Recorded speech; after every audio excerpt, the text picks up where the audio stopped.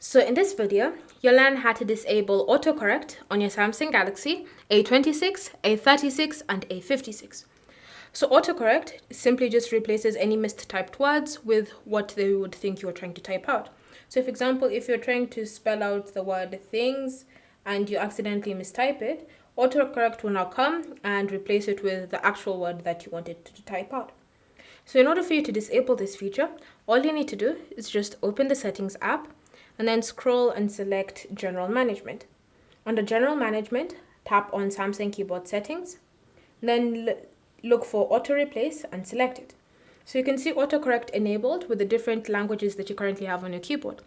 So if you want to disable autocorrect, then you'll have to just tap on the toggle next to that specific language you wanted to turn it off for.